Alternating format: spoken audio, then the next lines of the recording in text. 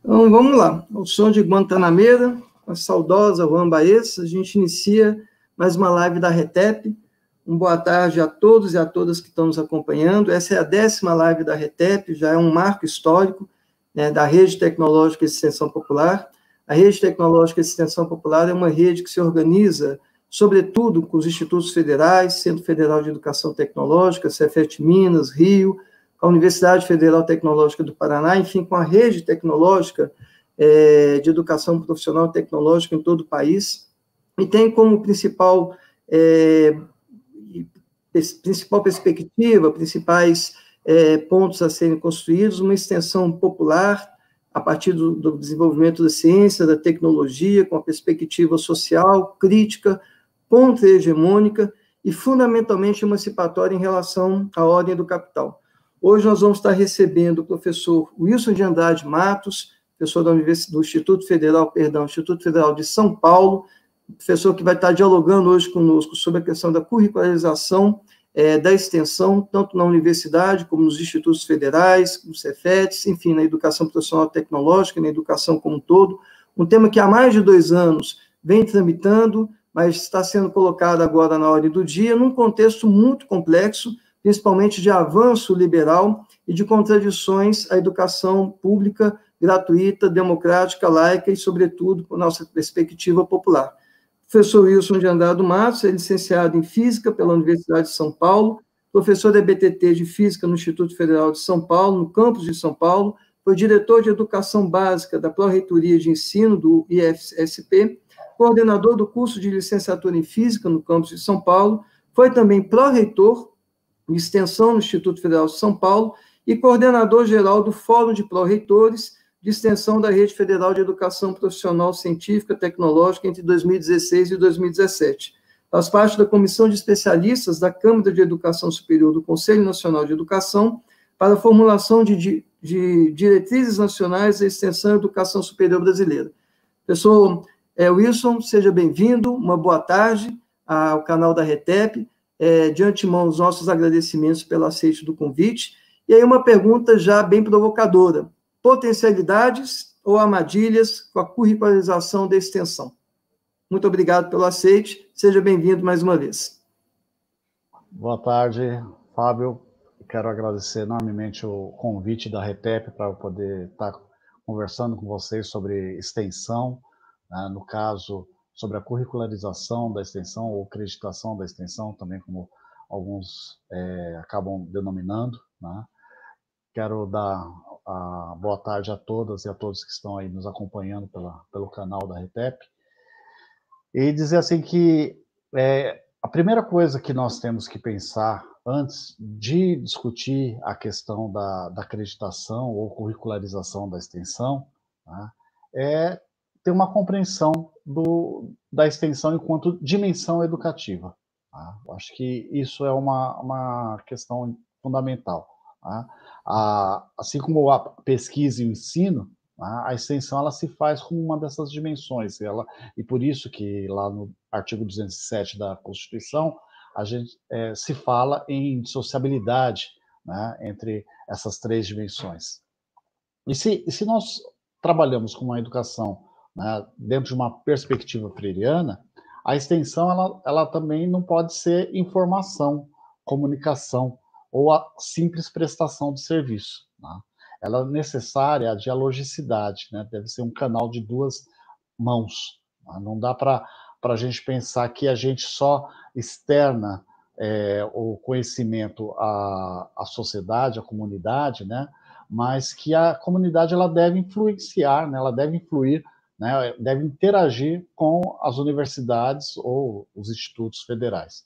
Então, é nessa perspectiva de interação dialógica que a gente tem que pensar a extensão. E é a partir dessa compreensão que nós podemos também compreender o que significa e quais são os reais potenciais da questão da curricularização da acreditação.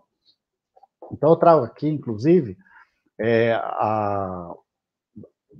da Política Nacional de Extensão, né, coloca essa diretriz muito forte, né, que é a diretriz que diz que a interação dialógica ela deve orientar o desenvolvimento de relações entre as universidades, né, e isso também vale para os institutos federais, e os setores sociais, marcados pelo diálogo e troca de saberes, né, aquela perspectiva que ninguém sabe mais que ninguém, né, não existe hierarquia, há uma horizontalidade no conhecimento e no saber, né, tem as suas especificidades, mas os saberes eles são importantes, sejam os saberes populares, o saber dessa comunidade, como também os saberes socialmente trabalhados, né, historicamente trabalhados e conhecidos dentro da universidade ou dos institutos. Então, não se trata mais de estender, né, no sentido de levar, né, o conhecimento acumulado pela universidade, mas de produzir, em interação com a sociedade, um conhecimento novo, um conhecimento que contribua para a superação da desigualdade e da exclusão social e para a construção de uma sociedade mais justa, ética e democrática. Isso está na política nacional de extensão, né, do documento da RENEX, da Rede Nacional de Extensão. Então, a gente tem que pensar que esse conhecimento, né, por meio da extensão, é uma produção de conhecimento socialmente referenciado, né? Não dá para nós pensarmos que ele não tem uma intencionalidade com a comunidade. Não dá para nós pensarmos que esse conhecimento, essa produção de conhecimento, ele está alheio das relações sociais que existem e dos problemas sociais que nós temos que romper, né, ou temos que ultrapassar dentro da sociedade. E aí fica, quando eu falei, né, curricularização ou acreditação, essa questão vem muito por conta das legislações, né? O Fábio nos coloca aí que nos últimos 2 anos, as instituições, elas têm se preocupado, né, na questão de ter nos seus documentos legais, né, são eles o PDI, os PPCs dos cursos, o PPI da instituição, né, toda a documentação que regulamenta, até por conta das avaliações externas, como sinais, né, eles estão em cima dessa discussão. Tá? Ou seja, por que aparece agora? Na verdade, a questão da curricularização, acreditação da extensão, ela vem lá do PNE anterior, né? Agora a gente está nesse que é 2014, 2024, aquele que findou em 2010, ele já colocava a questão da curricularização como uma das metas, né? E agora a questão da curricularização, acreditação da extensão é colocada como sendo uma das estratégias na meta 12, que é aquela que assegura o combate à evasão, né, dos estudantes no nível superior, e coloca lá nessa meta 12, estratégia 7, né, que o objetivo da curricularização é o quê? Assegurar no mínimo 10% do total de créditos curriculares exigidos para a graduação em programas e projetos de extensão universitária, orientando sua ação prioritariamente para áreas de grande pertinência social. Então, nós temos que entender que já tem essa preocupação no próprio PNE agora, né, também, que é a questão de trabalhar em programas e projetos, e é interessante a gente ressaltar isso a todo momento, porque aí que eu vou falar mais adiante sobre alguns perigos que tem por conta de querer simplesmente atender à legislação sem a preocupação com o sentido que é a questão da curricularização, né? A gente poderia dizer que a extensão ela já seria curricularizada nas universidades, nos institutos, a partir do momento que nós temos extensão como sendo uma das dimensões desenvolvidas, né, seja por docentes, técnicos administrativos, juntamente com os estudantes e a sociedade. No entanto, o que ela traz de novo é a questão de que no projeto de curso, né, que para o estudante, aquilo que ele está fazendo de extensão vai ter que ser valorizado no sentido de creditar, né, na carga horária, no currículo dele, no histórico dele, para que dessas ações que ele teve, né, desse trabalho que ele desenvolveu por meio de programas e projetos. Então, isso não quer dizer que as ações de extensão, os projetos e programas de extensão, todos eles vão ter que estar relacionados à questão da curricularização, né? A ideia é que possa se ampliar. A ideia é que, quando do legislador, era a ideia de ampliar, né? Isso era uma reivindicação, né, daqueles que estavam envolvidos com extensão, de que pudesse ampliar a ação da extensão dentro das universidades, porque havia um histórico, né, dentro das universidades, vou dizer assim, por conta da sua história maior, mas isso acontece também nos institutos, de um privilégio, né, naquele tripé ensino, pesquisa e extensão, entre ensino e pesquisa, né? E as ações, né, os extensionistas tinham poucas ações, né? Tanto é que na nossa formação, da maioria de nós, né, não existia, né, essa questão de necessidade de participar de projetos de extensão. A gente se envolvia por conta de ter interesse em determinados temas, de ter uma certa relação com professores que trabalhavam projetos de extensão, mas não era algo obrigatório, como, por exemplo, você, ao concluir uma graduação e ter que fazer um TCC, uma monografia, geralmente era relacionado com uma metodologia de pesquisa, né? Então, fora a questão do ensino do próprio curso, né, mas o TCC, ou a sua monografia, ou mesmo na pós-graduação, né, na especialização, ou no mestrado, doutorado, sempre estava relacionado ao desenvolvimento de uma pesquisa. Então, a pesquisa e o ensino eram muito bem representados e privilegiados dentro da instituição. Isso não quer dizer que não estava institucionalizado ou curricularizado, né, no sentido mais amplo de currículo, né, pensar na instituição como sendo esse currículo que permeia todo o fazer pedagógico, todo o fazer da instituição.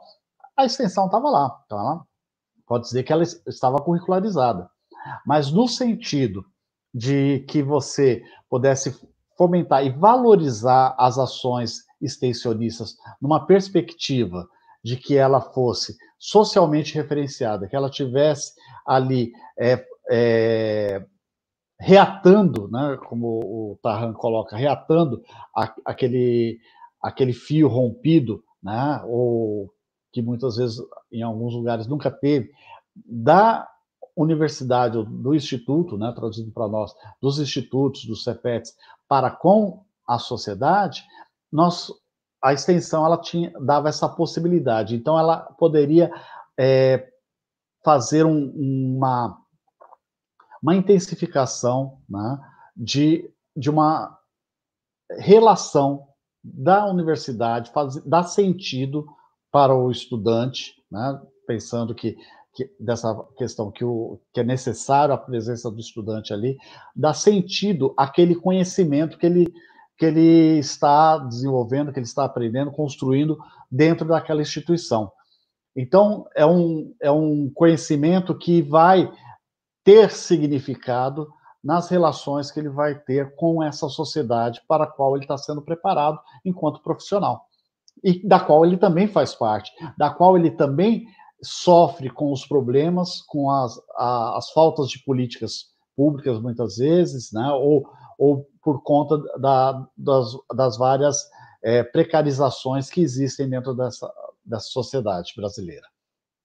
Então, a ideia da acreditação é que possa dar uma dinamização das práticas pedagógicas nos ensinos de graduação por meio dos projetos ou programas de extensão em que esse estudante terá que, obrigatoriamente, fazer já que 10% dos seus créditos, né, que ele deve cumprir daquele curso, terá que ser na forma de programas ou projetos de extensão. Isso é o que diz lá na Lei 13.005, que é a do Plano Nacional de Educação 2010, 2014, 2024. Nós tínhamos uma legislação sobre extensão. Um colega ele disse que talvez o Brasil e talvez eu não me lembro agora se era Guatemala, sejamos os únicos países que tem a questão da extensão na sua Constituição. Né? A gente tem lá no artigo 207 a questão da indissociabilidade ensino, pesquisa e extensão. Mas nós não tínhamos uma legislação, né, ou algum tipo de diretrizes nacionais, seja do MEC ou de outro órgão, com relação à extensão. Né? É lógico que a gente tem vários documentos sobre pesquisa, vários documentos e diretrizes sobre o ensino, sobre pós-graduação e tudo mais, mas da extensão não havia esse documento. Desculpa. Foi aí que, em 2017, o Conselho Nacional de Educação ele vai fazer a proposta de criar uma resolução, né, um parecer e, consequentemente, uma resolução sobre as diretrizes da extensão. E ali, nessas diretrizes, também colocar algo que orientasse sobre a questão prevista na 13.005, né, que é a meta 12.7, sobre essa acreditação curricular da extensão. E aí que se começa essa discussão. O relator no Conselho Nacional de Educação dessa resolução, ele teve a humildade, vamos dizer assim, teve a oportunidade de nos chamar aqueles que eram coordenadores dos fóruns de pró-reitores de extensão, né, das diversas redes, né, são elas a rede das universidades, né, públicas, das universidades particulares, das universidades comunitárias e também dos institutos, né, a rede de educação profissional e tecnológica, os institutos CEPET fazem parte. E eu fui representando esse grupo na época, que eu coordenava o Fórum de Pró-Reitores de Extensão da Rede Federal de Educação Profissional e Tecnológica, para fazer parte dessa comissão que faria a minuta, né, dessas diretrizes da extensão. Então, dizer o que é extensão, né? Como era uma demanda da Câmara de Ensino Superior, a gente teve que, apesar dos institutos terem também a educação básica, nós tivemos que nos ater à questão da educação superior. Tá? Como que deveria ser essas diretrizes, o que era extensão, né? Na verdade era dizer isso, o que era extensão, quais eram as diretrizes, e colocar também a respeito da curricularização, como é que ela ia se efetivar, de que modo ela ia se efetivar nas instituições, e como que isso ia ser analisado. Essa comissão fez esse trabalho mais técnico de levantamento, e como era representante dos fóruns, pôde ser um trabalho muito dinâmico de construção junto com os fóruns, vamos levar lá para o fórum, né, eu levava lá para o fórum dos pró-reitores de extensão dos institutos de Cefet, né, o Daniel Passarelli, por exemplo, das universidades públicas, levava no fórum das universidades públicas, e nós fazíamos essas discussões juntamente com os fóruns e, de uma forma propositiva, levávamos na comissão. No entanto, depois isso vai para o conselho, né, e é lá que é batido o martelo, que é feito algumas alterações, até algumas questões que nós tínhamos colocado lá que não foram atendidas, outras foram atendidas. Acho que foi dentro de um diálogo de construção, né, que nós conseguimos obter essa resolução, que é a resolução 7 do Conselho Nacional de Educação de 2018, e onde essa resolução ela traz lá a questão, novamente, da acreditação curricular, que os PPCs dos cursos deveriam ter a acreditação curricular, deveria ter lá o mínimo de 10%. Então, ele coloca lá no artigo 4º, as atividades de extensão devem compor, no mínimo, 10% do total de carga horária curricular estudantil dos cursos de graduação, as quais deverão fazer parte da matriz curricular dos cursos. Agora, essa resolução ela não trata somente da questão da curricularização, ela trata também nas definições de diretrizes, concepções e diretrizes da extensão. E nesse sentido, é importante salientar, né, porque para nós, de instituições públicas, isso talvez seja um pouco mais tranquilo, né, muitas vezes, é lógico que o cenário hoje é adverso, mas foi um pouco mais tranquilo, porém, para as universidades privadas e para as comunitárias, isso não era tão tranquilo, essa concepção de extensão. A extensão estava muito mais ligada à questão de cursos, né,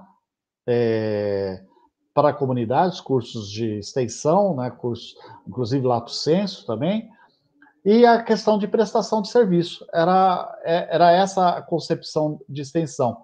Inclusive sem a participação do estudante, né, que é algo que a gente compreende, que se a extensão é uma dimensão educativa, como que eu posso ter uma dimensão educativa se eu não tenho um estudante ali presente de forma que ele possa realmente ter o protagonismo? Então, lá no artigo 7º dessa resolução, inclusive, é colocado, né, que as atividades de extensão, elas devem envolver necessariamente a comunidade externa e tem que estar vinculada à formação do estudante. Então, de alguma maneira, vai formar o estudante. E isso corre o risco, muitas vezes, de ser uma armadilha, né, que é um pouco a nossa preocupação, né? Quando a gente fala que tem que estar vinculado à formação do estudante, a gente tem que pensar dentro de uma formação integral desse estudante. Isso não quer dizer que se o estudante é de medicina e a atividade de extensão dele está relacionada com um projeto na agroecologia, que isso não está vinculado à formação dele. Tá? É lógico que de uma maneira ou de outra está relacionado, como todo conhecimento está relacionado. Então, é essa preocupação que nós devemos ter também, né, com relação a esse artigo, não achar que é somente aqueles projetos que estão assim muito intrinsecamente ligados ao curso daquele estudante, muito intrinsecamente ligado, né? E que você bate o olho e você vê, não, isso aqui está relacionado à medicina, isso aqui está relacionado à engenharia mecânica. Não, senão a gente poderia pensar que projetos que envolvam arte, cultura e outros assuntos mais seriam exclusivos daqueles cursos que estão ligados a esses conteúdos, a essa dimensão de conhecimento. Então, esse artigo 7, ele coloca muito claro, né, eu acho que esse que é o valor dele, que há necessidade da comunidade externa, por um lado, não dá para pensar extensão com a nossa comunidade própria ali, né, entre estudantes e servidores, né, sejam os docentes ou técnicos administrativos, porque isso aí não seria extensão, seria para dentro, né? Então, a ideia é que tenha que ter essa comunidade externa e tem que ter o estudante, mas o estudante ele não pode ser passivo dentro do projeto, não pode ser alguém que cumpre tarefa apenas. Ele tem que ter o protagonismo, né? E o protagonismo em todas as etapas do programa ou projeto de extensão, da preparação, do planejamento do projeto, né? Na avaliação do projeto, na execução do projeto, ele tem que ser protagonista. É lógico que tem o papel da orientação, da coordenação do projeto, que pode ser feita por servidores, a orientação pelos docentes, mas a ideia é que ele, né, ele não tenha um papel pacífico ali dentro do projeto, mas seja protagonista, ele seja realizador. Assim como também, né, a comunidade externa, ela também não é simplesmente alguém que vai receber. Né? Se a gente trabalha na perspectiva freiriana, né, dessa dimensão educativa, essa comunidade ela não é também um banco vazio, né, uma tábua rasa, né, que vai receber essas informações, que vai receber esse serviço, né, que aquele conhecimento produzido na universidade ou no instituto e que vai ser levado, que vai ser estendido a eles. Não, eles têm que ser também protagonistas na construção desse conhecimento. A comunidade, ela tem que poder trazer os seus conhecimentos, sua forma de avaliar, colocar quais são os seus reais desejos, né? Não adianta, por exemplo, fazer um projeto com as escolas públicas da rede estadual, municipal, e falar, não, os professores da rede pública estadual, municipal, eles precisam disso, sem ter ouvido esses professores. Eles têm que fazer a demanda, eles têm que dizer como que eles querem construir. Esse tem sido um erro muito constante na relação da universidade com as comunidades. Né? Achar que cabe a nós, como doutos conhecedores, né, levar o nosso conhecimento. Nós somos iluminados que estamos levando à luz ao obscurantismo dessa sociedade. Não é essa a ideia da extensão. A ideia é justamente da extensão de ser esse diálogo constante. E aí, nesse sentido, a acreditação curricular, né, ou a curricularização da extensão, ela pode, né, e tem que ser nessa perspectiva de fazer o diálogo, de tentar fazer com que aqueles conteúdos programáticos dos nossos diversos cursos, né, eles possam buscar a consecução de conhecimento desses conteúdos, desses determinados objetivos, como forma de aprendizagem, usar a extensão como forma de aprendizagem, por meio da realização de ações de extensão. Então, é como se fosse uma metodologia. A gente não ensina, não desenvolve os conteúdos por meio de ações práticas e experimentais, o uso do laboratório, muitas vezes. Não é que a gente vai usar a comunidade como laboratório, né? Mas nós vamos utilizar o projeto de extensão como forma de que aqueles conteúdos eles possam ser desenvolvidos, que aqueles objetivos de ensino, né, eles possam ser atendidos. E isso, inclusive, né, porque quando a gente fala de currículo, né, a gente sabe que está mexendo num vespeiro. Né? A gente sabe que a gente está mexendo, que há sempre uma questão de como que é a construção desse currículo. Né? Há uma disputa de espaço. Né?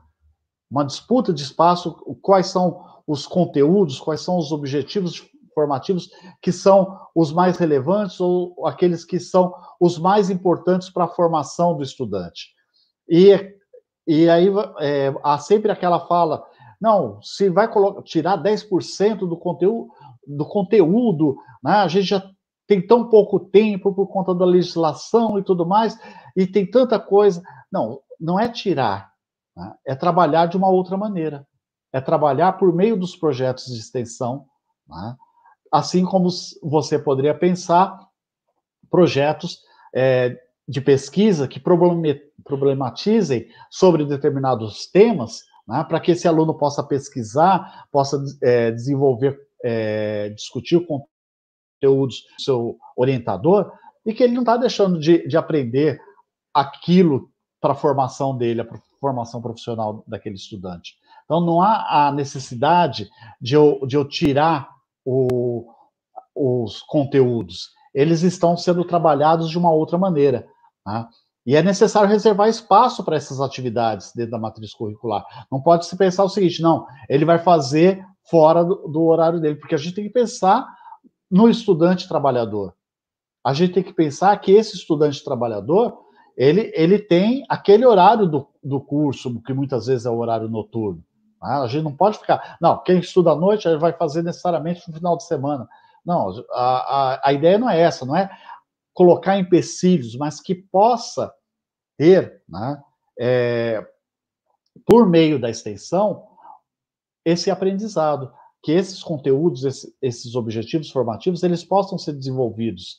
Né? Então, ele tem que, dentro da matriz dele, reservar espaços para isso.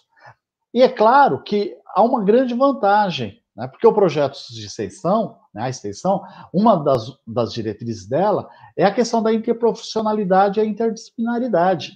Então, quer dizer que aquele estudante de um determinado curso, ele vai estar se relacionando também com estudantes de outros determinados cursos, se um projeto for elaborado de forma a atender, né, essa questão. Né? Eu posso pegar o pessoal de gestão, juntamente com o pessoal de construção civil, ou juntamente com o pessoal da área da saúde, e desenvolver um projeto muito bom com a comunidade, que vai proporcionar renda para aquela comunidade, no sentido de gerenciar uma cooperativa, de fazer a construção daquela cooperativa, não como uma prestação de serviço, mas de como que eles vão pensar aqueles espaços, a utilização daqueles espaços, né? E assim você utiliza e até a questão de saúde e tudo mais, daqueles cooperados, num projeto que você possa organizar com vários cursos, de tal forma que aquele estudante, ele vai conseguir desenvolver, inclusive, essas habilidades de comunicação, de trabalhar em equipe e tudo mais, que são habilidades que ele acaba desenvolvendo também no trabalho, mas que ele pode já, a partir do projeto de extensão, ele desenvolvê-las. Ele pode, nesse diálogo constante com a comunidade, com os outros colegas estudantes, compreender que aquele conhecimento da sua formação, ele é uma dimensão também de um conhecimento historicamente construído. Né? É uma das faces, e não é o único, não é mais importante. Né? Aquele conhecimento do engenheiro em relação ao do tecnólogo, ou em relação ao técnico. Né? Inclusive, os institutos federais, eles têm uma grande vantagem quando nós temos, na questão da verticalização, nós temos cursos técnicos, cursos de graduação e até pós-graduação, e que nós temos projetos de extensão onde alunos desses 3 níveis, eles conseguem trabalhar conjuntamente no desafio de um projeto, apesar de ser cada um na sua especificidade, na sua profundidade, mas eles vão trabalhar conjuntamente. Então, essa interprofissionalidade e interdisciplinaridade, ela é importante para isso. No entanto, a resolução, quando ela coloca lá sobre o que é a extensão, ela também coloca as modalidades, e é aí que gera uma grande confusão, que ela coloca as modalidades, né, que uma atividade de extensão pode ser programa, projeto, cursos e oficinas, e eventos e prestação de serviços. E as pessoas, eu não sei se por não compreensão ou às vezes por má intenção, acha que eu posso pegar qualquer uma dessas e fazer como sendo parte da curricularização. Sendo que a lei, a 13.005, ela fala que tem que ser em programas e projetos. Ou seja, essas modalidades, elas podem estar dentro de programas e projetos. Fazer a curricularização, o aluno lá, ele vai desenvolver um curso e já acredita e tudo mais. É legal, interessante para esse estudante, ter um protagonismo, pode até ter, mas não vai ter o impacto que um programa, um projeto, ele tem, e essa é a intenção, né, de fazer essa relação com a comunidade, poder ter um impacto. Né? Então, você tira tanto o impacto na formação do estudante, que é uma das diretrizes, como também o impacto na transformação da sociedade, que é outra diretriz da extensão. Isso porque a gente pensar a gestão das coisas na instituição, tem o plano político e o plano técnico. Né? As pessoas estão se baseando mais no plano técnico, e o plano político, que é o papel da instituição com essa comunidade, está se perdendo. E aí, outra questão, né, porque é uma concepção falsa de neutralidade que a universidade ou o instituto pode ter. Então, a gente tem que pensar sempre além do capital, mas a orientação nas instituições, muitas vezes, se volta uma orientação para o privado. Então, tanto é que as práticas profissionais geralmente são relativizadas ou relacionadas ao mercado, à reprodução do capital. Vou pegar só um exemplo, né? Nós estamos aqui com o Fábio, que é de Minas Gerais, né, Fábio?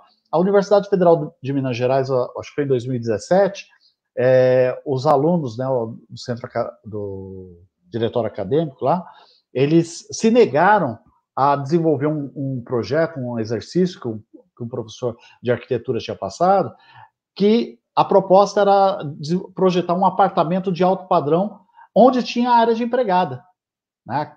Que geralmente a gente sabe que é aquela área de empregada pequena. Então, eles falaram assim, se negaram por quê? Por conta dessa visão da universidade, né, que o Florestan critica, né, dessa visão e dessa relação sempre muito promíscua, né, ou muito próxima em relação ao capital, e que ela tem que ultrapassar, né, tem que ir além do capital, tem que pensar em mundo do trabalho, não em mercado, né, e é essa a perspectiva que a gente tem que fazer. A gente tem que pensar para quem as universidades, os institutos federais, eles devem direcionar seus olhares, né? O Florestan coloca, as universidades sempre estiveram alinhadas à necessidade do capital, né, montada para servir essas relações de dependência. A gente tem que ultrapassar isso.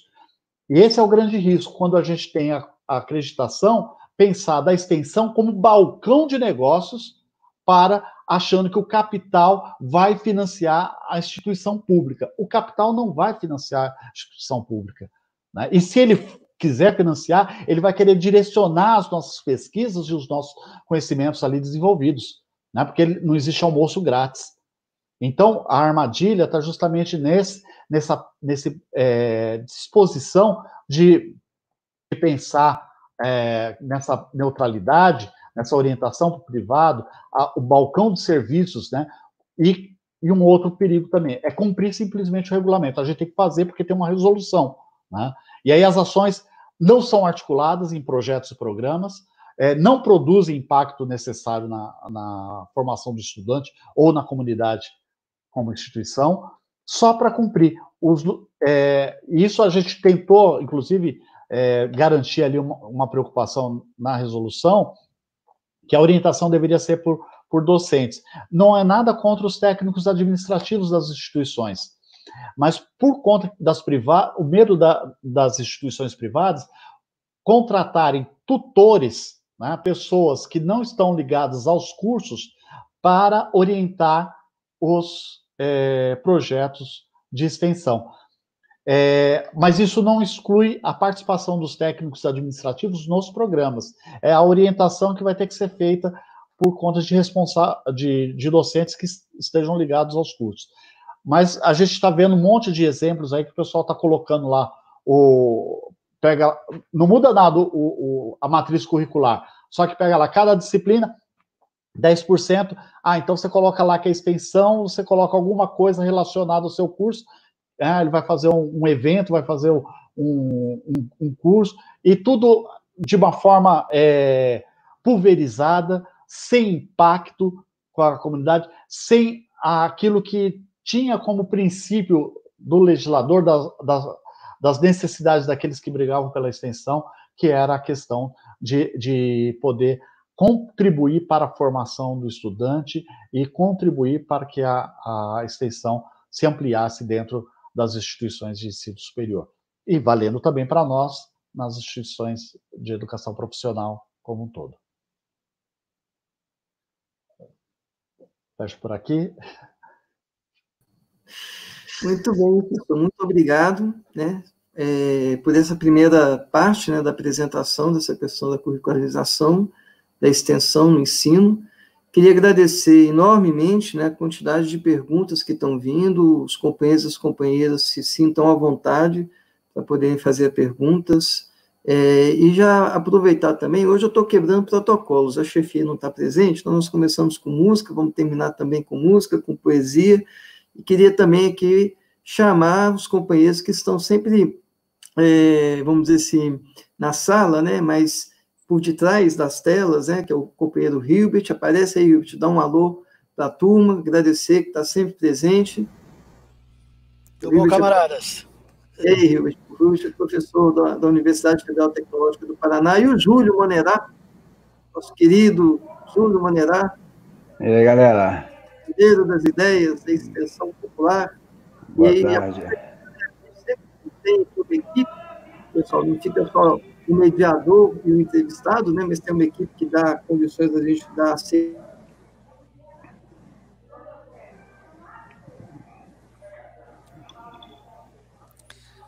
Tivemos uma travada. Para iniciar esse protocolo de perguntas, nós já temos aqui mais de 8, 9 perguntas, né, listadas. Júlio, você quer fazer um breve comentário, uma pergunta para a gente iniciar esse primeiro bloco de perguntas? Então, olha só, no geral, tem algumas perguntas que são mais específicas e até mesmo tem uma dimensão até prática. Como fazer, tá certo? Algumas delas aí que eu já postei para vocês, quais seriam as estratégias dos institutos federais, por exemplo, para implementar a curricularização? Vai fazer isso como um componente curricular? Vai fazer isso como uma disciplina, um projeto integrador? Como é que pode ser feito isso? Então, é uma questão que o pessoal tem colocado lá entre as dúvidas. Algumas dúvidas têm relação também à questão do financiamento, num contexto de corte, de redução dos financiamentos à educação, como implementar realmente uma curricularização que seja, né, coerente com aquilo que a gente espera que ela realmente, com o papel que a gente espera que ela realmente cumpra. E falando desse papel, eu acho que o professor trouxe uma contribuição muito grande, possibilitar a gente estabelecer uma relação entre ensino integral, né, a integralização do ensino e a integralização da extensão, certo? E o que está envolvido nisso aí? A gente pensando o protagonismo do estudante no ensino, esse protagonismo está presente lá na extensão e a comunidade que está envolvida nos projetos de extensão também tem esse protagonismo. Então, acho que a curricularização abre, enquanto possibilidade de pensar uma educação emancipatória, um horizonte muito rico, muito interessante, de pensar essa integralização não só para o estudante, para o ensino, mas essa articulação dessa integralização nas comunidades também. Quer dizer, o protagonismo das comunidades, garantindo que o saber que elas construíram ao longo de gerações e adequado à realidade delas, seja compartilhado, conflua com os saberes construídos nos espaços acadêmicos, dos institutos e universidades, e dali a gente possa realmente construir um conhecimento e uma extensão socialmente referenciadas, voltada para a emancipação humana, né, em sua dimensão realmente transformadora. Então, acho que o professor poderia tratar nesse sentido. Tem algumas questões muito pontuais, né, do como fazer, mas que ele já trouxe muito bem, que esse como fazer ligado a um horizonte de ensino integral, de extensão integral e tudo mais. Acho que está muito brilhante, muito, muito importante essa contribuição do professor. Aí, aproveitando esse abre-alas que o Júlio fez nesse primeiro bloco, com certeza, pela quantidade de perguntas, nós vamos ter pelo menos uns 2 ou 3 blocos de perguntas hoje. Tem mais 2 perguntas, aí a gente fecha esse primeiro bloco. Questão: quais as principais estratégias dos institutos federais para implementar a curricularização da extensão? E, mais uma, quais são as principais estratégias dos institutos federais para implementar a curricularização da extensão, componente curricular, disciplina ou projetos integradores? Na realidade, é a sequência, né, da primeira pergunta. Então, mais uma: como garantir os 10% sem ampliação do financiamento, sem bolsa para estudantes, em contexto de desmonte da educação pública por este governo? Que, diga-se de passagem, é um desgoverno, né? Está com a palavra, professor. Tá, ok. Então eu vou começar com a provocação do Júlio. Eu acho que é importante, né, a gente sempre ter essa preocupação, né, de que a extensão ela tem que ter essa relação de protagonismo da comunidade. Não dá para nós pensarmos nessa via de mão única. Tá? Então, e eu sou daqueles que acorda cedo de domingo e assisto o Globo Rural. E eu sempre dou como exemplo um projeto muito interessante que foi feito, se não me engano, no Instituto Federal do Paraná, que eram com as benzedeiras e benzedeiros, rezadores, né, de uma comunidade lá, que eles faziam articulação para eles se organizarem enquanto profissionais, né, já que, inclusive, nós temos legislação que trata desse saber popular, né, desse saber já construído historicamente, né, e eles faziam esse trabalho com esse grupo de pessoas, tanto de organização deles, mas eles também traziam para aquele grupo do projeto, né, da instituição, os seus conhecimentos sobre plantas, sobre as ervas, né, sobre o que era usado para como unguento para uma dor lombar, alguma coisa assim, né? Era feito esse levantamento, e os estudantes lá dos cursos relacionados à química e tudo mais acabavam também obtendo os óleos essenciais lá, fazendo experimentos químicos, desenvolvendo essências a partir daquele conhecimento que eles obtiveram, né, com esses populares, com esses benzedeiros, né, essas pessoas que tinham esse conhecimento popular. Ou seja, quem é o grande conhecedor aí? É o pessoal da química que estava tirando lá os extratos, ou eram aquelas pessoas da benzedeiras e tudo mais que conheciam as plantas e sabiam para que elas deveriam ser utilizadas? Não existe uma hierarquização, é horizontal, né? São diferentes, mas não são melhores nem piores, né? Desenvolvidas técnicas diferentes, desenvolvidos processos diferentes do saber. E com isso você faz com que aquelas pessoas elas possam valorizar o seu conhecimento, elas entendam que a universidade ou o instituto está ali como sendo algo para eles, né? Com eles, ainda mais, e isso acaba contribuindo para a valorização delas enquanto sujeitos históricos, como sujeitos que têm uma autonomia. Então, isso é muito importante que o projeto de extensão ele possa garantir. Né? Se ele não garantir isso, ele for só entender a extensão como prestação de serviço, vou lá, faço... Não é extensão. Eu sempre falei lá dentro da instituição, você pode ter prestações de serviço e elas não são extensão. Apesar de estar lá como modalidade, a prestação de serviço ela só passa a ser extensão se ela tiver dialogicidade. Senão, não é extensão. Eu posso, dentro da pesquisa, ter prestação de serviço, mas não é extensão. Eu tenho que ter clareza disso. Inclusive, o que eu quero com isso? Né? O que é essa prestação de serviço? É para obter recursos para a instituição? Né?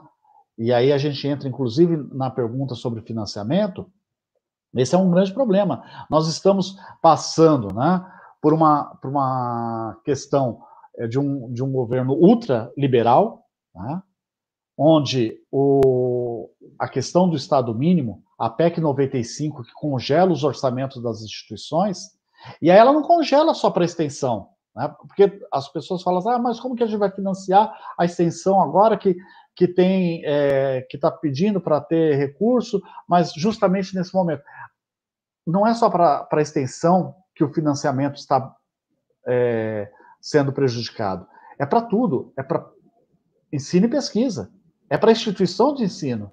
Ou seja, o que nós temos que lutar é para que o Estado seja responsável, né, pela a subsistência das instituições de educação. Nós tivemos essa semana uma vitória, por assim dizer, com relação ao Fundeb, da educação básica, mas a gente tem que pensar também sobre o financiamento da educação profissional tecnológica, o financiamento do ensino superior público, tá? Porque e a pandemia mostrou muito bem isso, né? A gente estava sob um ataque, né, enorme, as instituições públicas como um todo, mas isso teria que ser muito bem analisado, por quê, né? Mas a ciência, a tecnologia e as universidades, né, muito atacadas, né, com impropérios, né, de antros, disso, daquilo, né, só que não era só por parte daquele chamado ala ideológica.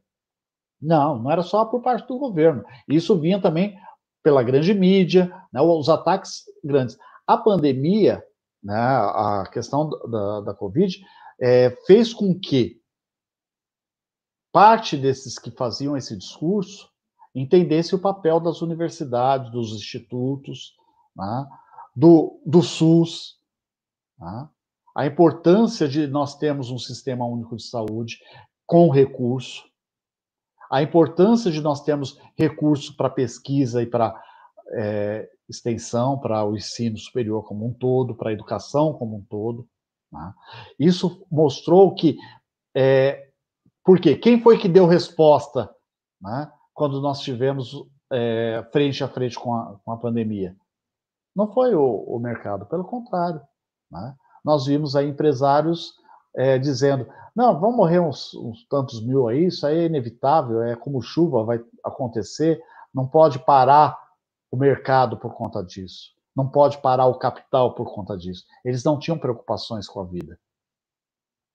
Eles não têm essa preocupação com a vida. E é um ledo engano, né, as instituições acharem que elas podem pensar no capital como sendo a tábua de salvação, né? A gente vê muita gente que criticou o Futurice, no entanto, muitas dessas pessoas, dentro das suas instituições, né, defendendo essa relação com o mercado de dependência, né? Uma dependência com o capital. E que não é suficiente, o grande capital não vai financiar as universidades. O grande capital vai fazer pesquisa no seu país de origem. Então, não é muito ingenuidade achar que o grande capital vai investir dinheiro na pesquisa e tudo mais. É o Estado que tem que investir.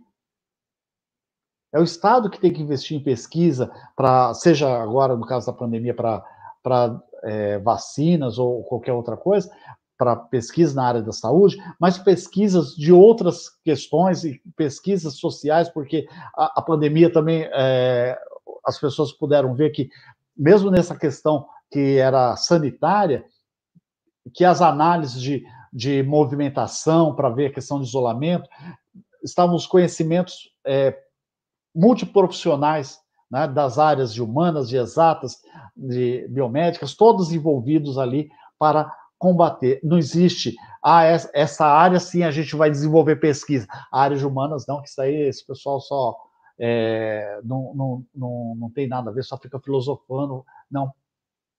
Entenderam a importância também das diversas áreas do conhecimento. Então, a pandemia é trágica pelo que ela proporcionou, mas a gente tentando tirar alguma coisa que possibilitou, né, de possibilidades, sendo poliana, ela mostrou, talvez para a sociedade brasileira, principalmente, essa negacionista, essa sociedade que estava sendo contra o Estado, contra a educação, que era importante, sim, a educação e o financiamento da educação, da ciência, tecnologia, da saúde, pelo Estado. Tem que ser pelo Estado, nós não vamos conseguir isso pelo capital. Com relação às perguntas, às duas primeiras perguntas aí, de como as estratégias de implementar, a resposta é simples, mas eu sei que não é a que quer ser ouvida. Isso vai ter que ser construído dentro de cada instituição.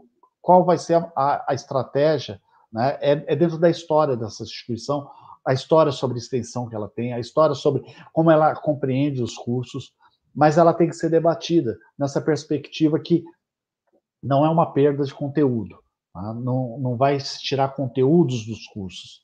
Eles vão ser trabalhados por uma outra metodologia. Os projetos vão ter que ser intensificados. A relação da instituição com a sociedade, ela vai ter que se ampliar. A gente vai ter que entender que o meu conhecimento ele não é o mais importante. Não é porque o meu mestrado é em holografia, doutorado em laser, que isso é o mais importante para a comunidade.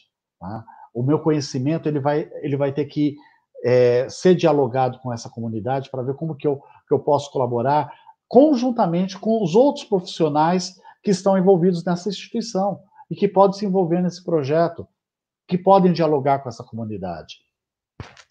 E aí tem a questão de componentes curriculares, disciplinas, né? Primeira coisa, não podem ser disciplinas assim sobre o que é extensão, né? Você até pode ter isso como você tem para pesquisa, metodologia, coisa e tal, mas dentro dos 10%, a ideia é que possam ser estruturas curriculares, e aí falam dos projetos integradores. Eu acho que não digo que é a solução, mas eu acho que é um ótimo exemplo, sim, né, os projetos integradores. Hoje nós temos os projetos integradores lá no Instituto Federal de São Paulo e em muitos institutos, com o ensino técnico, que tem uma possibilidade, não quer dizer que necessariamente uma possibilidade de integralizar realmente, né, de integrar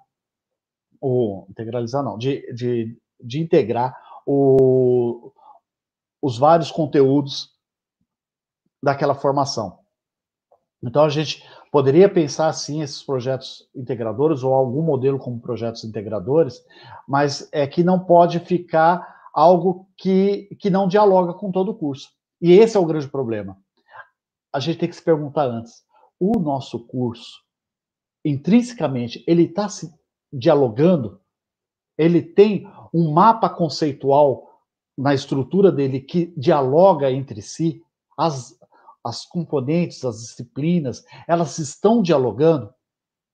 Porque se não tiver dialogando, o problema não é a questão da curricularização. É que nós temos que pensar se esse currículo dialoga ou não.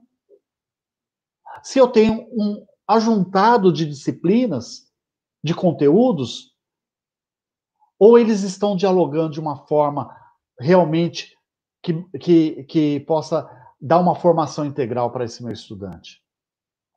Então, a pergunta que eu tenho que fazer, antes de ver como que eu vou fazer essa curricularização, é eu pensar sobre o currículo do meu curso.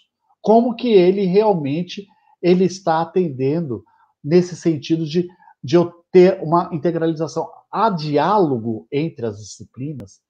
A gente pensa conjuntamente, ou no momento lá da elaboração do PPC, foi escolhido alguns componentes ajustados por conta da carga horária máxima, mínima que poderia ter, mas eles não conseguem fazer um mapa conceitual daquilo que nós esperamos da saída do nosso estudante para que ele possa ter a sua ser um egresso que atenda aqueles objetivos formativos que eu pretendo no curso. Então, eu tenho que, antes de tudo, fazer essa análise desse diálogo.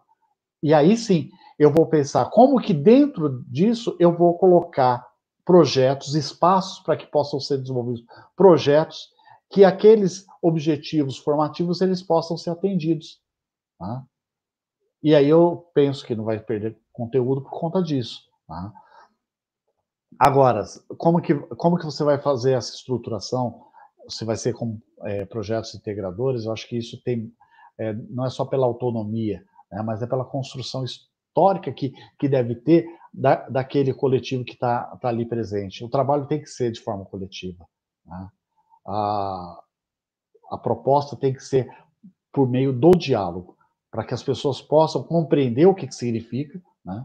Porque, infelizmente, a gente sabe que nas instituições poucas pessoas, né,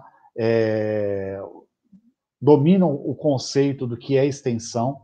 Muitas vezes o gestor não sabe exatamente o que é extensão, ele não compreende essas diretrizes que eu mencionei aqui no primeiro bloco, e aí a gente tem essa grande questão, né?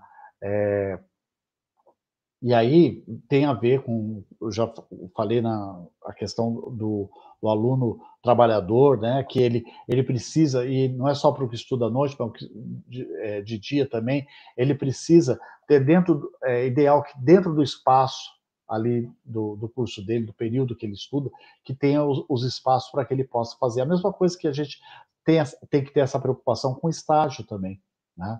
Não adianta eu pensar, esse aluno trabalhador, ele vai fazer o estágio que horas, né? Também o projeto de extensão, ele vai ter que pensar dentro daquele período que ele estuda. Eu acho que eu respondi, Fábio, as questões. Sim. O Júlio, foram Sim. colocadas aí, esse primeiro bloco.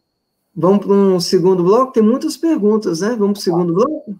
Eu só queria dar um abraço aí, que eu vi aí que tem uns colegas do Sul, do Instituto Federal Farroupilha, do Rio Grande do Sul aí, da Paraíba, né, de São Paulo, tem muita gente do Brasil inteiro aí, dá um abraço do Brasil aqui, todas e todos aí que estão assistindo. Do Norte, do Nordeste, do Sul, a gente fica muito contente em estar travando e revelando esse debate aos 4 cantos do país, que é um debate fundamental, necessário, e agradecer mais uma vez a presença dos internautas. Vamos lá?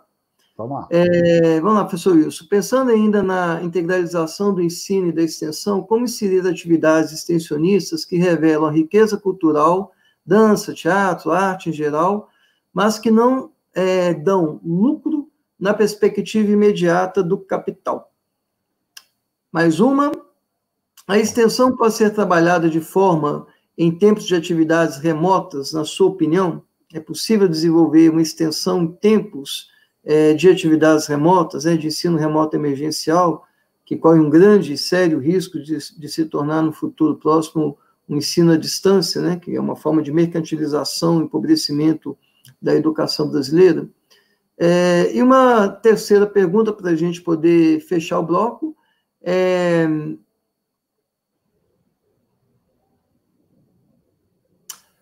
Bem,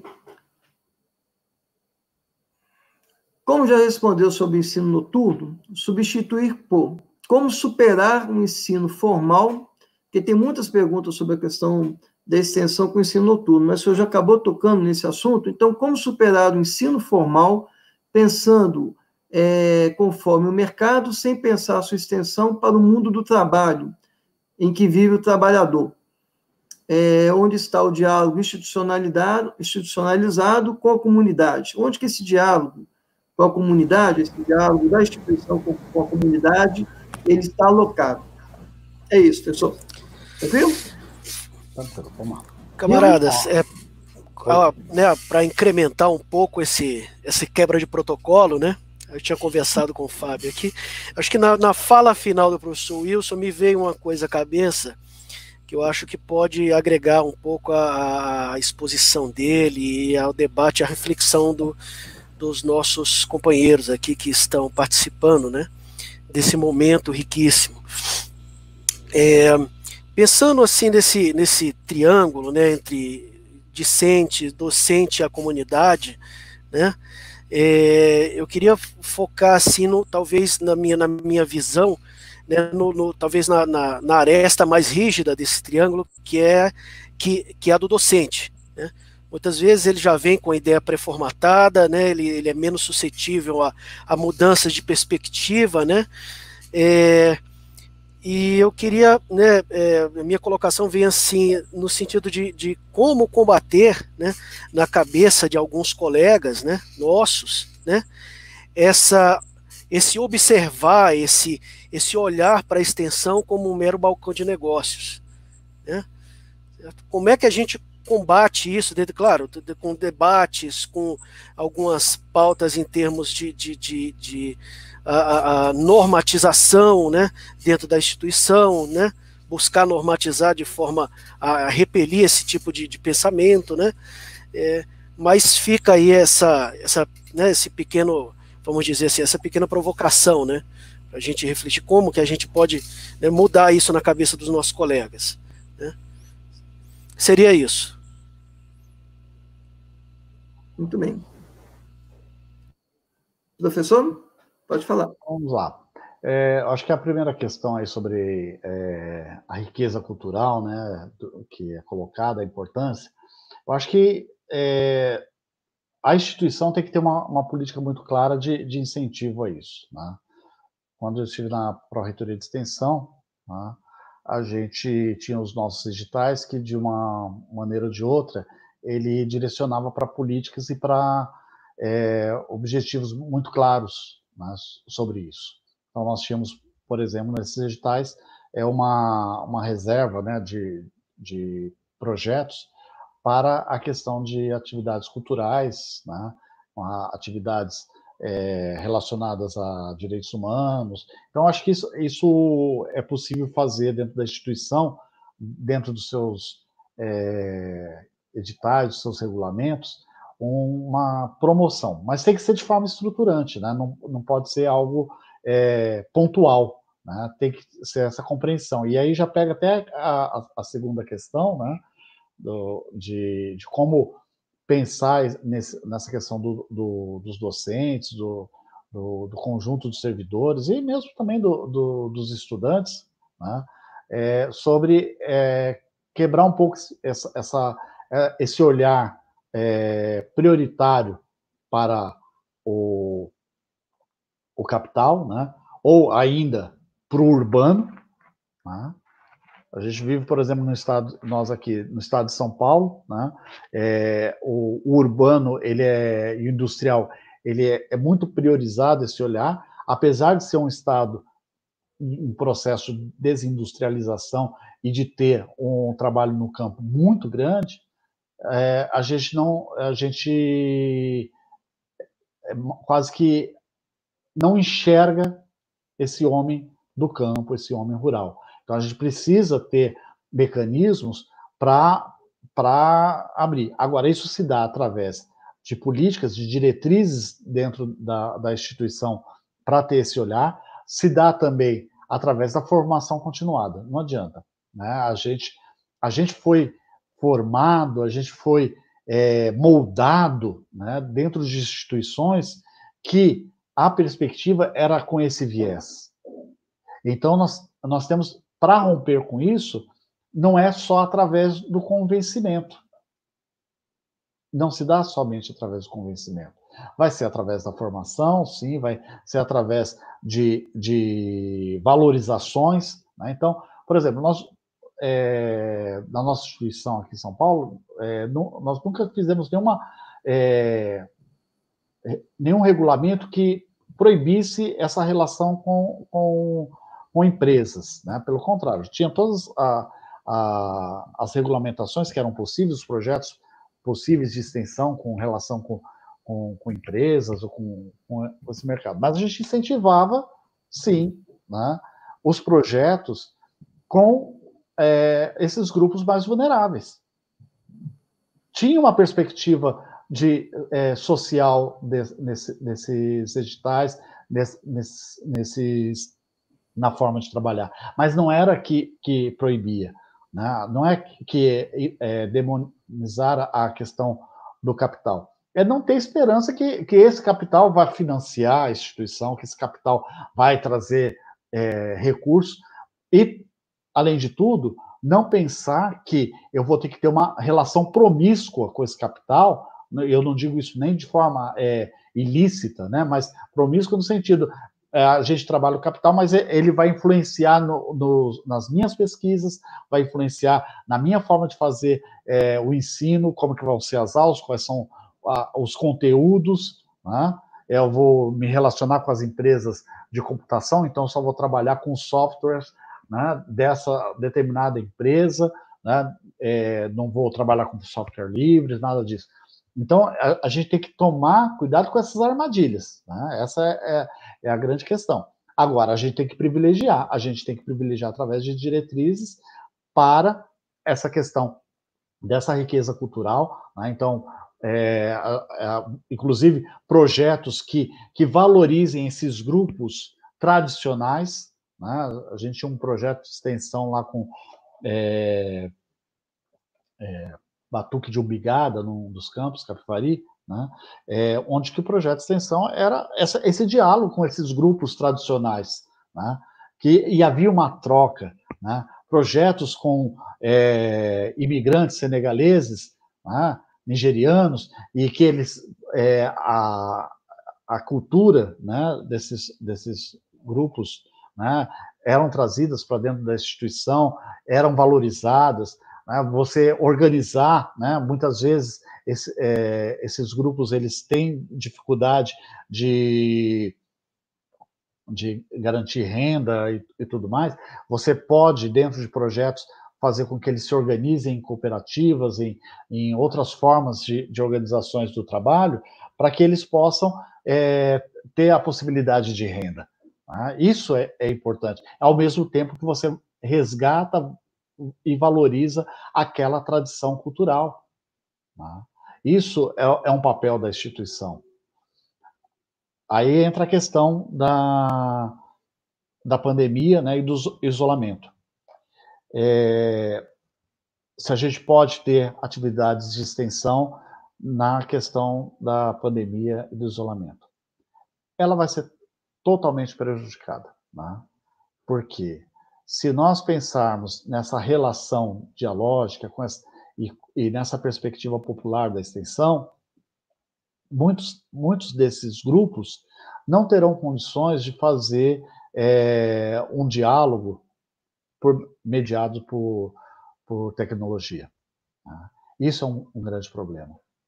Não, eu vi, né, isso acontecer em alguns casos com grupos de projetos de agroecologia, né, que as pessoas que estavam sendo atendidas naquele projeto, que estavam participando daqueles projetos, aquelas famílias, elas não tinham condições, e não é condição de ter só o equipamento. Né? O sinal, não existia sinal lá onde que eles estavam. A gente sabe que há regiões do Brasil, né, profundo, que a internet não chega, a gente vai ter dificuldades, assim como a gente está tendo dificuldades também por conta do ensino mediado por essas tecnologias. Né? Nós temos essa dificuldade.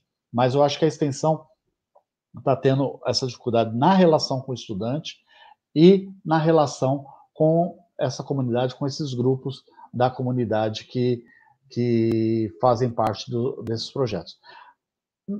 O que nós temos que priorizar? Bom, vamos ver aquelas possibilidades de fazer essas mediações. O que é possível, né, no momento que a gente puder fazer ações presenciais com determinado cuidado, né, porque a gente tem que, acima de tudo, tem que ter como prioridade a vida. Né? Então, não vamos propor nenhum projeto que tenha um contato direto. Né? Eu acho que nós até vamos ter servidores que vão fazer esses contatos diretos com algumas ações, mas principalmente nosso estudante, a gente vai ter que tomar esse cuidado, né, de protegê-los, né, proteger também essa comunidade. Né, a gente tem projetos com comunidades indígenas, tem projetos com comunidades quilombolas que estão isoladas ali, e nós sabemos que há o risco de nós levarmos, né, essa contaminação para esses grupos. Né? Então, a gente tem que tomar todo o cuidado sanitário para isso, né? E evitar. Eu sei que é muito complicado, a gente vai ter que,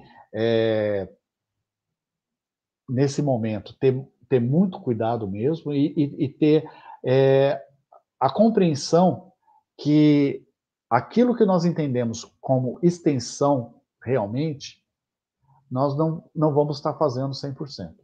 Nós vamos ter muitas ações que vão ser de comunicação, vão ser ações que vai ser até de via mão única, né? Que podem ser compreendidas como assistenciais, mas que nesse momento são necessárias, né? Levar a cesta básica, levar sanitizantes, tudo mais, mas não é ações de extensão como nós compreendemos e como nós defendemos. Mas elas serão necessárias, é lógico, por conta das necessidades que essas populações, justamente por conta da sua vulnerabilidade, elas estão sofrendo mais nesse momento. Eu acho que o que nós pudermos fazer de projetos que garantam renda para esse público, né? Por exemplo, são artesãos e aí eles precisam vender esses produtos deles e a gente vai fazer um projeto que envolva e-commerce ou coisas do tipo, mas sempre na perspectiva que não é precarização do trabalho, né? A gente não está falando aqui de uberização, né, de trabalho que a gente tem que tomar muito cuidado, mas no sentido de que essas pessoas possam ter uma outra possibilidade de continuar com o seu desenvolvimento ali de artesão ou de produtor rural, né, para a venda daqueles produtos, mas você poder colaborar. Agora, não vai ser dentro dessas dimensões que nós compreendemos, dessas diretrizes que nós compreendemos da extensão, elas não vão estar todas garantidas. Principalmente essa questão da dialogicidade do estudante com essa comunidade, isso vai ser muito prejudicada. Né? Esperamos que isso possa ser ultrapassado em breve, né? Mas a gente vai ter muito prejuízo nesse sentido de realmente dizer, olha, aquele projeto é de extensão de cabo a rabo, né? Atende às 5 diretrizes extensionistas, lá, os 5I, não vai ser. Né? Então a gente vai ter que fazer esse olhar não precioso dos projetos que vão ser desenvolvidos nesse período. Fábio, eu acho que foram as questões aí colocadas. Muito bem. Pessoal, olha, hoje nós estamos batendo aqui um recorde de perguntas, né? Geralmente a gente mas geralmente a gente fecha com 2 blocos, mas vamos fazer uma exceção, já que hoje nós estamos quebrando o protocolo, começando e vamos terminar com homenagens, com música, e colocamos aí os nossos companheiros dos bastidores também para poder falarem, perguntarem, comentarem. Então vamos abrir um 3º bloco, pode ser? Até em respeito aos nossos companheiros e companheiras internautas que estão fazendo muitas perguntas, e algumas com certeza talvez a gente não consiga, pessoal, responder a tempo, mas a gente se compromete a encaminhar todas ao professor Wilson, e na semana que vem, se tudo ocorrer bem, oxalá assim espero, a gente vai estar inaugurando a página da RETEP, com toda a programação. Hoje nós estamos concluindo aí 10 programas ininterruptos todas as semanas, vão estar todos alocados lá na nossa página, e vai ser um espaço também para a gente poder trocar saberes, conhecimentos, práticas extensionistas. Inclusive, eu estou vendo aqui no chat, né, vamos estar tentando desenvolver atividades e cursos de formação, ocupar esses espaços que são da comunidade, dos movimentos sociais por direito, e já aproveitando, já anunciar que na semana que vem nós vamos estar convidando os movimentos sociais para estarem interagindo aqui conosco. O Movimento Sem Teto, o Movimento Sem Terra, projetos de extensão, professor, que trabalham com povos indígenas. Então, a gente vai estar inaugurando, a partir da semana que vem, uma nova etapa nas lives e no canal da RETEP, que está dando voz e vez aos movimentos sociais, às comunidades, estarem dialogando conosco, pesquisadores, professores, extensionistas, aquilo que eles anseiam e como que eles compreenderam a transformação nas suas vidas através dos projetos de extensão. Vamos para mais um bloco? Então, vamos lá. Sem dúvidas. Por que há tão pouco fomento para extensão? Por que se confunde a extensão com solidariedade? A pandemia pede atuação da extensão no compromisso com a sociedade e com os mais vulneráveis. mas como evitar a pulverização das ações e garantir o grau de profundidade e integração necessários? E, por fim, como considerar a importância, por fim, é brincadeira, né? Porque tudo é dialético, nada tem um fim. Como considerar a importância das questões de gênero na extensão, considerando os protagonismos entre os docentes, discentes e a comunidade? E também os técnicos, né? Vamos esquecer dos nossos companheiros e companheiras técnicos administrativos. Então, me permita aqui, o autor da pergunta, vamos incluir também entre docentes, discentes e os técnicos e a comunidade? Com a palavra, professor Wilson. Vamos lá. Eu vou pedir só para você repetir a segunda que você colocou, que eu não consegui pegar aqui. A pandemia pede atuação da extensão no compromisso com a sociedade e com os mais vulneráveis.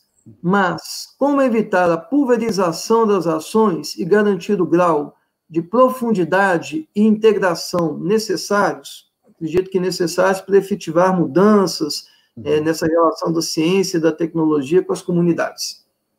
Tá com a bola, professor Wilson. Vamos lá, então vou começar por essa aí. Eu acho que essa é, inclusive, a preocupação que eu coloquei na pergunta anterior sobre se é possível fazer extensão nesse momento de pandemia. A gente vai ter uma precarização, sim, da extensão nesse momento, né, como eu soprei, né? Acho que há o risco dessa pulverização de ações assistenciais em detrimento de ações que realmente têm um grande impacto. Agora, a gente vai ter que avaliar dentro da realidade objetiva, né, qual é a maneira de nós termos projetos que possam ter esses impactos. Então, vamos ter que fazer essa prioridade e planejamento. A extensão, assim como dimensão educativa, ela tem que ser planejada, ela tem que ter intencionalidade, né? Não pode ser algo que não tenha essa preocupação.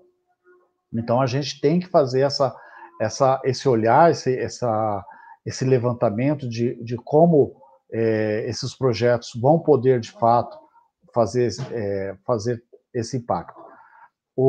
A questão do fomento, inclusive, né, porque não tem fomento para a educação como um todo, né? Eu acho que para a extensão acaba isso sendo mais efetivado, porque há uma tradição nas instituições com a questão da pesquisa. Então, ela acabou ganhando um espaço nesse sentido, né? O ensino também, mas a extensão ela precisa, né? Eu acho que essa é o grande desafio e as possibilidades que a curricularização nos traz, que é poder colocar a extensão nesse mesmo patamar de disputa. Agora, só que o bolo não aumentou, é o mesmo bolo, né? E, pelo contrário, tem diminuído por conta dos cortes no orçamento. Então, a gente precisa que o Estado, né, ele financie a educação, financie as instituições com recursos, porque geralmente, isso vale para a extensão, mas é claro que vale para a pesquisa também, os projetos estão muito relacionados com políticas públicas. E dessa forma, esses recursos têm que vir dos vários entes federativos, né, para poder financiar essas ações. Né? A gente tem que ter esse olhar. E aí até a pergunta, por que parece que a extensão é sempre a questão de solidariedade? Não, a extensão não deve ser nessa perspectiva de solidariedade, como se fosse algo de mitigar somente, né, os problemas da sociedade, uma forma de assistencialismo. É solidariedade, sim, porque ela pensa numa questão de comunidade como um todo. Mas isso também deve ser feito pela pesquisa e pelo ensino. Pesquisa e ensino, eles têm que serem socialmente referenciados. Não dá para nós pensarmos um ensino descolado dessa sociedade, das necessidades da sociedade, e de compreender que engenheiro, que médico que nós estamos formando não é igual ao que está sendo formado na Inglaterra ou em outro país que não do periférico como o nosso. Nós temos que entender qual é a nossa realidade, qual é a realidade de formar um profissional aqui no Brasil, qual o papel social dessa formação. Então, nesse sentido, a extensão, ela talvez, por não ter os olhares mais fortes sobre ela, ela conseguiu caminhar e reatar, né, essa relação com a sociedade de uma forma mais fácil do que a pesquisa e o ensino. Né? Talvez a pesquisa e o ensino, por estarem de uma maneira ou de outra privilegiado dentro desse tripé que estava manco, né, ele acabou privilegiando aquilo que eu já citei no começo do Florestan Fernandes, esse olhar para o capital, esse olhar para a promoção, né, e a reprodução do capital. E a extensão, ela pôde mais livre, né, isso principalmente nas instituições públicas, o que não é verdade em muitas instituições. Né, a gente sabe que muitas instituições, a extensão estava com prestação de serviço, ela é, né, ainda muitas vezes, balcão, né, balcão para prestação de serviço, para cursos, sejam eles MBAs, especializações de vários tipos, e não tinha essa preocupação. Nas universidades públicas, nos institutos federais, essa relação ela foi muito maior, mas isso não é regra. Tá? Isso não é regra. E então ela pôde ter essa proximidade com o diálogo com a comunidade muito mais próximo. Tá? O fato da extensão também ter um vínculo, né, muito grande com as atividades de extensão historicamente no Brasil, construídas através, inicialmente pela questão da extensão rural, por mais que fosse, não está dentro da compreensão que nós temos hoje de extensão, né, dialógica, era muito mais comunicação, tão bem falado no livro do Paulo Freire, a gente compreende que essa relação com o rural que ela teve também traz aí no seu gene, né, traz na sua história uma proximidade também com o campo. Né? A agroecologia, né, que surge, os movimentos ligados ao meio ambiente, também toda a questão, e aí vamos entrando na outra questão das discussões de gênero, as questões étnico-raciais, né, da diversidade, direitos humanos, acaba sendo um espaço que foi muito bem acolhido dentro dessa extensão, né, que trabalha com a sociedade. Por quê? Nós sabemos que essa sociedade, muitos dos problemas delas estão ligados com a questão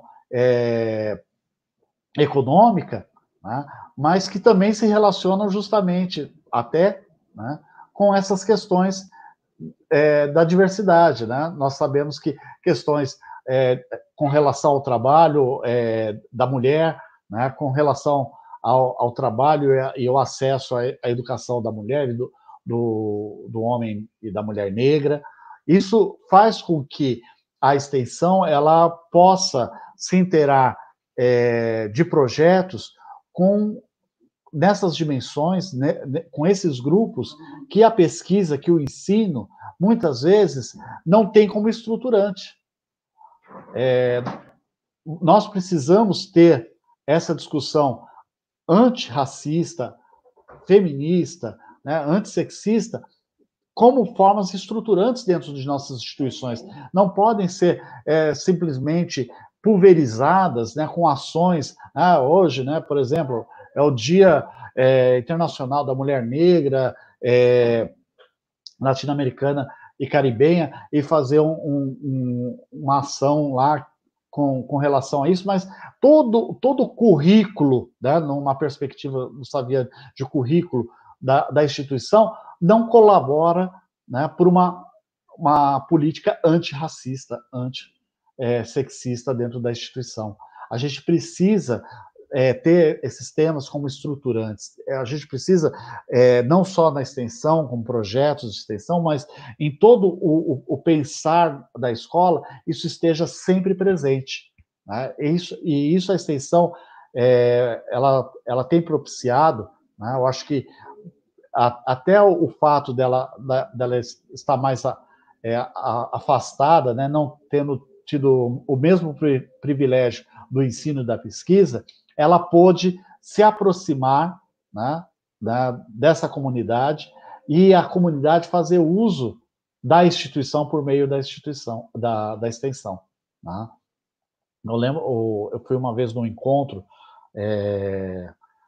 do Fórum de Pró-Reitores das Universidades Públicas, e uma estudante de graduação indígena, ela fez uma figura muito bonita que eu sempre uso, porque eu acho muito importante, né?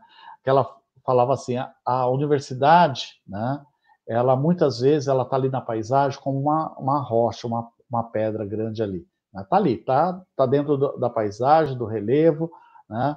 Mas ela se coloca ali muitas vezes como obstáculo, né? Ela está ali na paisagem, a gente vê, às vezes fica bonita, né? Mas ela pouco interage com toda aquela paisagem. A universidade ela tem que ser como o rio, né? Que também está ali naquele relevo, está ali naquela paisagem, mas ao mesmo tempo que o rio passa com suas águas, que são sempre nunca é a mesma, né? Ao mesmo tempo que ele traz a água, essa água também leva junto com ela o que ela tirou ali do relevo. Eles trocam, né? Então a universidade tem que ser como o rio. E a gente precisa ser muito mais como o rio, não só pela extensão, né? Como também com relação à pesquisa e o ensino. É isso que a gente tem que trazer, essas outras dimensões educativas, para dialogar cada vez mais com essa comunidade. A comunidade tem que se apropriar da instituição de ensino, em todas as suas dimensões educativas. Ela tem que fazer parte, ela tem que dialogar. Um curso, ele não pode ser um curso que vai formar o estudante para ele explorar aqueles outros trabalhadores que estão ali, a explorar aquela população, mas pelo contrário, tem que ser para formar pessoas que possam transformar essa sociedade. E para isso, a gente tem que ter recurso, sim. Agora, esse recurso não é só para a extensão. Esse recurso tem que ser para toda a instituição pública, para as 3 dimensões de ensino, pesquisa e extensão. Tá? Acho que aqui eu consegui falar um pouquinho das questões, Fábio. Conseguiu sim. Né? Já me chamaram até a atenção que eu estou muito formal hoje. Então, companheiro, não vou chamar mais de professor, não, colega, companheiro. Tá, Wilson, muito obrigado. Eu queria repassar até que algumas pessoas me lembraram aqui, o nosso e-mail, né, o e-mail da coordenação colegiada da RETEP, é retep.contato@gmail.com. Aqueles e aquelas que desejarem estabelecer contatos com a RETEP, ajudar a organizar um núcleo da RETEP no seu Instituto Federal, no seu Centro Federal de Educação Tecnológica, nós temos o de Minas e o do Rio de Janeiro, estabelecer parcerias com os grupos de pesquisa e extensão, façam contato conosco, retep.contato@gmail.com. Agradecer enormemente ao professor Wilson, já que o professor Wilson falou da data de hoje, que é uma data muito significativa, 25 de julho, Dia da Mulher Negra, Latino-Americana e Caribenha. Nós vamos estar, então, encerrando essa 10ª live, histórica live, com uma homenagem a toda a população negra afrodescendente do Brasil, que é a sua ampla maioria, na América Latina, na voz de Dona Ivone Lara, com uma música que é muito simbólica, contagiante e necessária. Se der certo aqui. Tecnologia é boa quando funciona, né? Obrigado, Fábio. Muito obrigado, tá? Muito obrigado a todos que nos acompanharam. Semana que vem, mais uma live com os movimentos sociais, né, dialogando as experiências de extensão que vem realizando. E mais uma vez, professor, obrigado. Peço que o senhor fique no chat, que a gente ainda tem muito a prosear, muito a confabular, né, com as inspirações aqui da Dona Ivone Lara, né, que a gente tem muito a construir no Instituto Federal de São Paulo, assim como muitos institutos. Um abraço Um abraço. Um beijo, tá? E força. E fora Bolsonaro, fora Mourão. Isso aí. Até mais.